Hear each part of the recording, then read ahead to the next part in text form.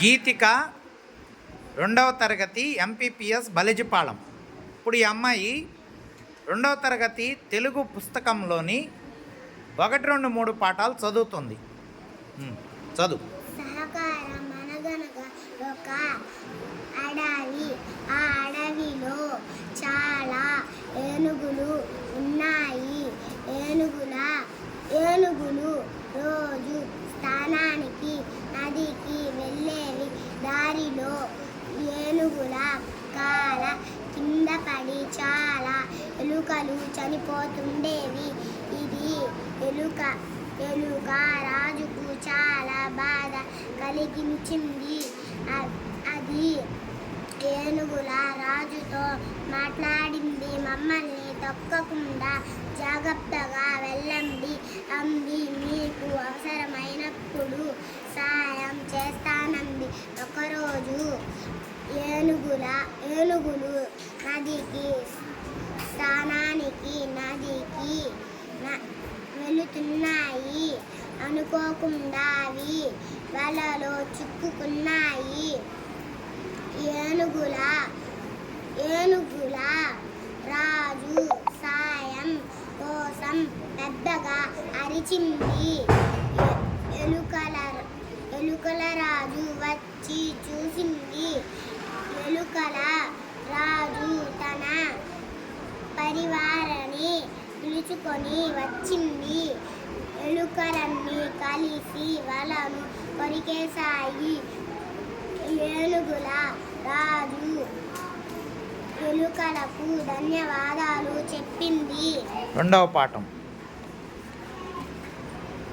తొందరపాటు తెచ్చిన తంట. ఒకరోజు రామయ్య, సోమయ్య సంతకు వెళ్ళారు. అలసిపోయి ఒక చెట్టు కింద కూర్చున్నారు. పాయసం చేయడానికి ఏమేమి కావాలని అడిగాడు. సోమయ్య ఏమేమి కావాలో చెప్పాడు.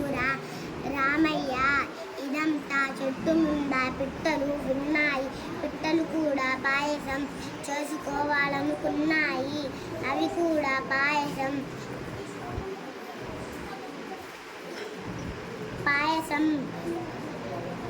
కూడా సంతకు వెళ్ళి కావాల్సినవి బెల్లం, రవ్వ, పాలు, నెయ్యి, ద్రాక్ష, జీడిపప్పు తెచ్చుకున్నాయి. చెట్టు కింద పిట్టలు పాయసం చేయడం మొదలుపెట్టాయి. పాయసం గుతగుత ఉడుకుతోంది. గుమగుమ వాసన వస్తుంది. పాయసం వాసనకు పిట్టలకు నోరూరుతోంది. ఒక పిట్టకు పాయసం రుచి చూడాలని చాలా కోరిక కలిగింది. 2వ పిట్ట వారిస్తున్నా వినకుండా పాయసాన్ని ముక్కుతో పీల్చింది. ఇంకేముంది, పిట్ట మూతి కాలింది. 3వ పాఠం. కొంగ సాయం. అడవిలోని జంతువులకు డాక్టర్ కోతి వైద్యం చేసేది. కోతి వైద్యం అంటే అడవిలోని జంతువు చాలా నమ్మకం. ఒకరోజు కొంగకు ముళ్ళ కంచె తగిలింది. మెడకు గాయం అవ్వింది. కోతి దగ్గరకు వెళ్ళి కొంగ గాయానికి మందు వేసింది. కొంతకాలానికి